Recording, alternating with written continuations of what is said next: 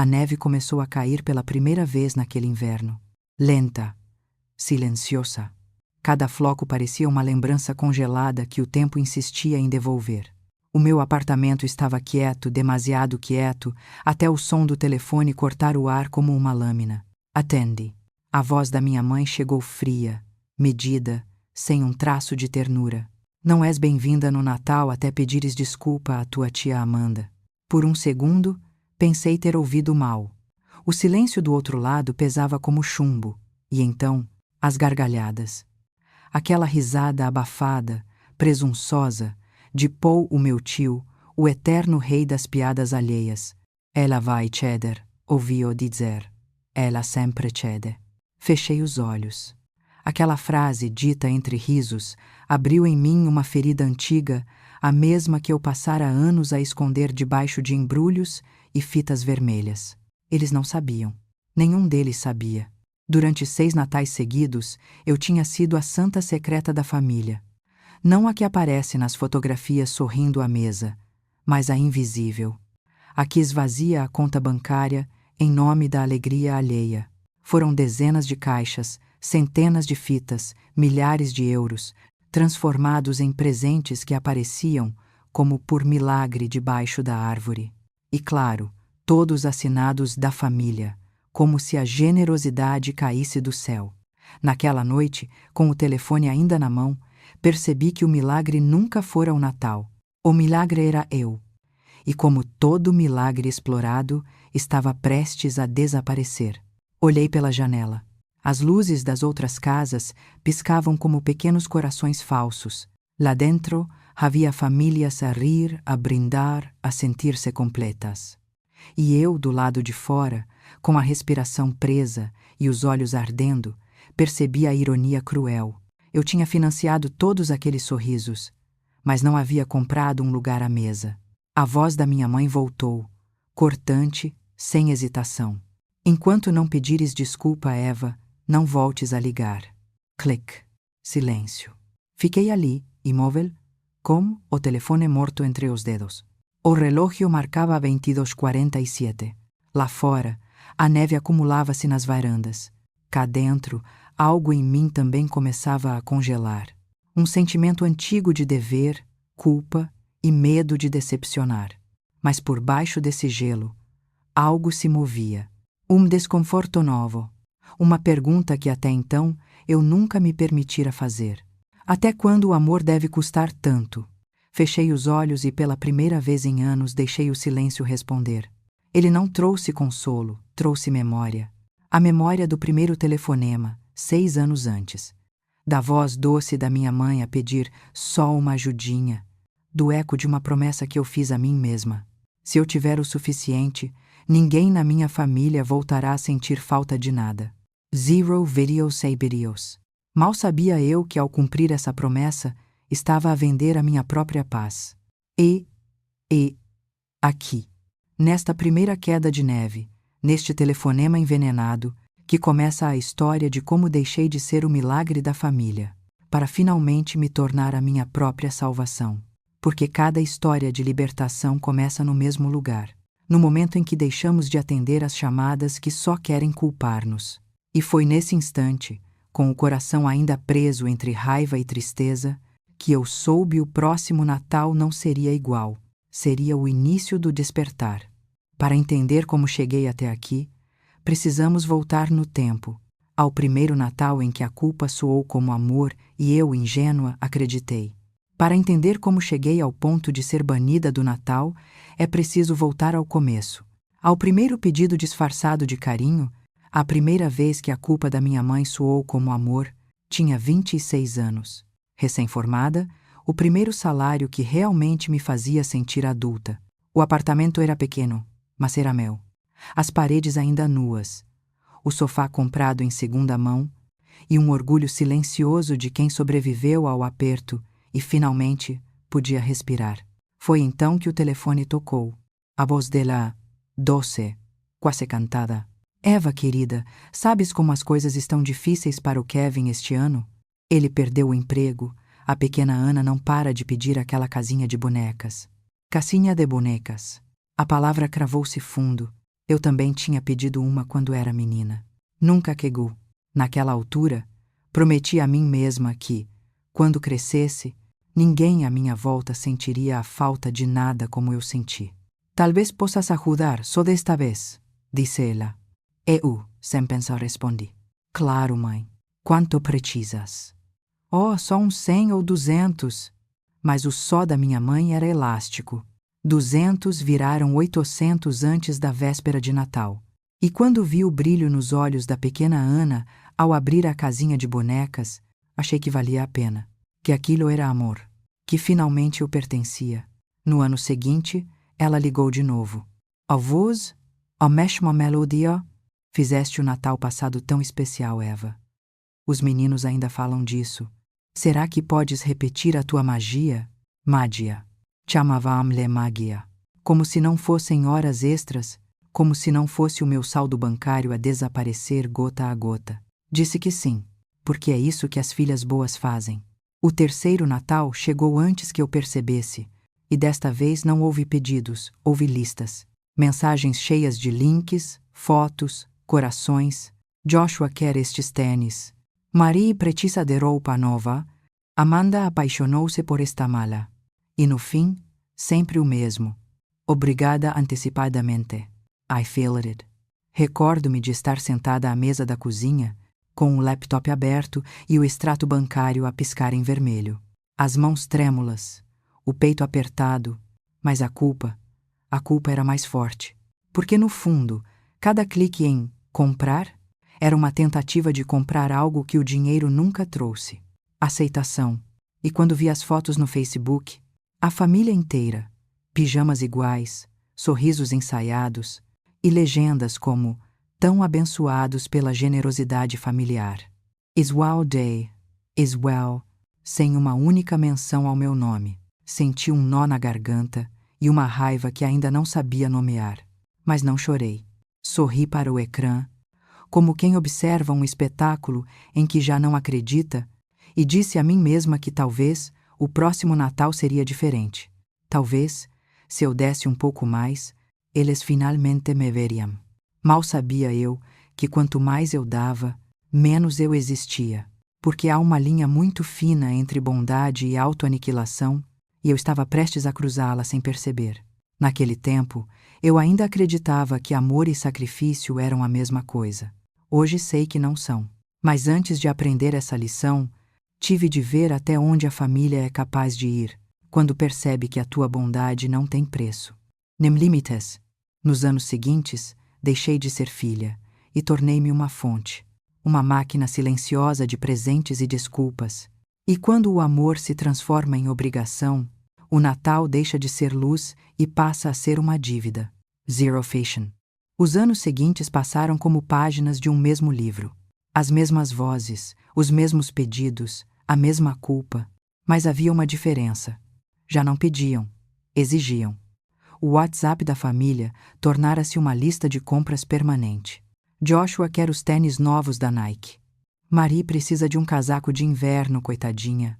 Amanda sonha com umas botas de designer, mas estão caríssimas. E no fim, sempre o mesmo emoji de coração. A assinatura da chantagem emocional. Lembro-me de uma noite em particular. O escritório vazio, as luzes já apagadas, e eu, sozinha, terminando um relatório para poder fazer horas extras. O telemóvel vibra.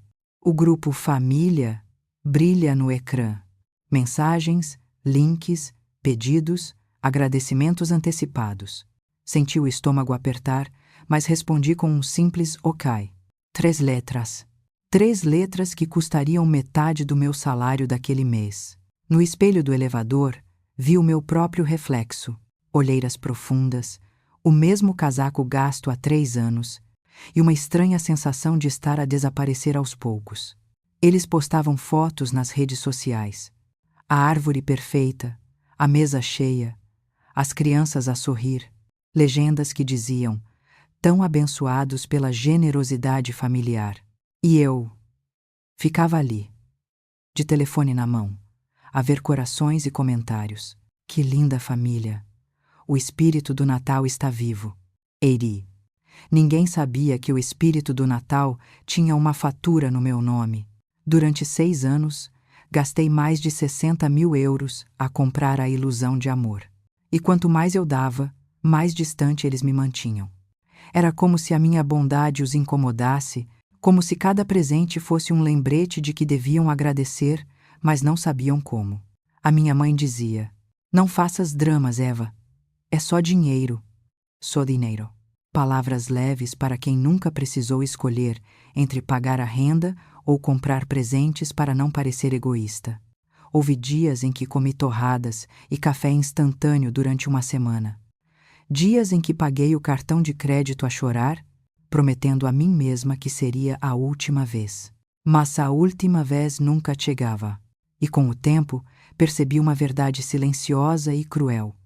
Na família, bondade é vista como dever, e dever é visto como fraqueza. A generosidade tornou-se o meu grilhão. Eu já não era filha, prima, tia era uma máquina de boa vontade, um cofre que eles abriam com palavras doces. E talvez o mais doloroso é que uma parte de mim ainda acreditava que aquele amor podia ser comprado. Porque o que mais tememos, quando crescemos sem sentir pertença, é ser esquecidos. E eu estava disposta a pagar qualquer preço para não desaparecer completamente. Mas a verdade tem um jeito estranho de aparecer. Às vezes num olhar atravessado, às vezes num comentário jogado à mesa, às vezes num jantar que muda tudo. E foi nesse jantar, com risos falsos, taças a tilintar e a hipocrisia servida como sobremesa, que a máscara começou a rachar. Lembro-me do cheiro do peru no forno, das velas acesas, da voz doce da Amanda a rir e da pergunta inocente que transformou uma ceia em tribunal. Lembro-me do cheiro do peru no forno, do som das gargalhadas na sala, das velas acesas sobre a mesa, luzes quentes, suaves, mas que não conseguiam disfarçar o frio entre nós. Era o jantar de ação de graças. A casa nova da Amanda brilhava como uma vitrine, cortinas caras, talheres prateados e uma árvore de Natal que parecia saída de revista. Todos elogiavam: "Amanda, está tudo perfeito. Tens mesmo bom gosto." E sorri, porque sabia parte daquela perfeição fora comprada com o meu dinheiro. Um empréstimo temporário, disseram. Temporário há 3 anos. Sentei-me, tentando ignorar o nó no peito. As conversas giravam em torno de viagens, jantares, luxos, até que ouvi Amanda rir alto e dizer: "No fim de semana passado fomos ao cassino, foi incrível." O silêncio dentro de mim começou a zunir. Lembrei-me da mensagem dela há 2 semanas. "Prima, podias emprestar 300 euros para o supermercado? Estou tão apertada." E antes que o bom senso me calasse, as palavras escaparam. "Amanda, se estiveste no cassino, por que precisaste do dinheiro para o supermercado?" O som dos talheres parou. Os risos morreram. Ela congelou, os olhos arregalados, a boca aberta num meio sorriso trêmulo. "Desculpa?" sussurrou. "Nada. Só perguntei porque pareceu estranho." O silêncio que se seguiu pesava mais do que o chumbo. A mãe dela, o tio Paul, o meu primo Steven, todos olharam para mim como se eu tivesse cuspido veneno no meio da mesa. Amanda levantou-se de repente. As lágrimas caíram tão rápido que pareceram ensaiadas. Ela correu para o banheiro e trancou a porta. Ouvi o clique. A minha mãe pousou o copo devagar, o olhar cortante. "Eva, que necessidade havia disso?" "Mãe, eu só perguntei." Fizeste-a sentir-se humilhada, em frente de todos. "Mas eu..." "Chega." A palavra bateu em mim como um tapa. O som do relógio na parede ecoava. Na cozinha, o forno apitava. E ninguém se levantou. O tio Paul murmurou com um meio sorriso. A Eva sempre teve talento para o drama. Risos abafados, olhares de pena. De repente, eu era a vilã da história que tinha financiado. Fiquei sentada, imóvel, com o garfo suspenso no ar. A comida no prato esfriava e uma sensação amarga subia minha garganta. Aquela era a minha família a quem dei tudo, e que agora me condenava por dizer a verdade. Mais tarde, já em casa, o telefone tocou. Era a minha mãe. A voz seca, sem hesitação. Não és bem-vinda no Natal, Eva. Não até pedires desculpa à tua tia Amanda. Senti o chão desaparecer. Mãe, desculpa. Por quê? Por perguntar? Tu sabes o que fizeste. Ela chorou, Eva. Trabalha duro. Merece divertir-se. Trabalha duro. As palavras ecoaram como ironia cruel. Amanda nunca manteve um emprego mais de 3 meses. Uma desculpa de verdade, Eva. Não das tuas meias desculpas espirituosas. Do outro lado, ouvi a risada abafada de Paul e a voz do meu primo Steven, quase num sussurro divertido. Ela vai ceder. Sempre cede. Deslagui. O silêncio voltou, mas desta vez não era vazio. Era pesado, cheio de raiva, mágoa e algo novo. Clareza. Esperei por uma mensagem. Apoio. Uma palavra de alguém que dissesse: estamos contigo. Nada. Naquela noite não dormi. Nem na seguinte, nem na outra. Até que, na quarta, algo dentro de mim se partiu. Limpo, como vidro estilhaçado. Sentei-me à secretária, abri o computador e comecei a rever 6 anos de extratos bancários, recibos, mensagens. Uma vida inteira de só desta vez. E foi ali, às 3h42 da manhã, com a luz fria do ecrã a iluminar o meu rosto, que deixei de ser vítima e comecei a ser autora da minha própria vingança. 67.432 euros. Esse era o preço do meu silêncio. Naquela madrugada, prometi que o Natal seguinte seria diferente. Não haveria mais milagres, apenas consequências. 67.432 euros. Esse era o número que piscava no ecrã. A soma de 6 anos de silêncio, 6 natais comprados à custa da minha própria dignidade. Olhei para aquela cifra e não senti raiva. Senti clareza. Uma clareza tão nítida que doía. Na mesa, os recibos impressos empilhavam-se como um monumento à minha ingenuidade. Cada folha contava uma história. Um sorriso que eu paguei, uma mentira que eu alimentei, um obrigado que nunca chegou. Durante anos, o meu amor tinha sido uma transação silenciosa. Mas naquela madrugada, o contrato foi cancelado. Respirei fundo, abri o portátil e comecei a planear frio, preciso, metodico. O grupo da família no WhatsApp já fervilhava com planos para o Natal. Amanda, claro, seria a anfitriã. Nova casa, nova decoração, o mesmo teatro. E as mensagens voavam. Não posso esperar para ver-vos. Eu levo o vinho. Vai ser o melhor Natal de sempre. Quando perguntei o que podia levar, o chat ficou em silêncio. Segundos longos. Até o telefone tocar. A minha mãe. De novo. O mesmo tom de superioridade. Tu sabes o que fazer se quiseres vir, Eva. Dessa vez, não houve lágrimas. Nem tentativas de explicação. Apenas um sorriso pequeno e calmo. Desliguei, voltei ao computador e olhei para a lista de compras. PlayStation, para o Joshua. Conjunto de arte profissional para a Ana. Botas de luxo para a Marie. Ferramentas para o Kevin. Brincos de diamante para a Amanda. Whisky caro para o Paul. Todos encomendados com o meu cartão, todos confirmados no meu nome. E quem tinha o poder de cancelá-los? Ei. Clique. Cancelado. Clique. Reembolsado. Clique. Eliminado. Cada som do rato era uma libertação. Um tiro discreto na parede da culpa. Um pedaço de mim a voltar à superfície. Mas vingar-se não era o bastante. Eles precisavam ver. Precisávamos aba. Abri uma nova pasta no computador. Chamei-a O Verdadeiro Pai Natal. Copiei tudo. Recibos, prints de mensagens, publicações nas redes sociais onde se vangloriavam da generosidade familiar. Cada mentira empacotada em provas. Quando terminei, o relógio marcava 3h42 da manhã. As ruas lá fora dormiam, mas dentro de mim, algo acordara para sempre.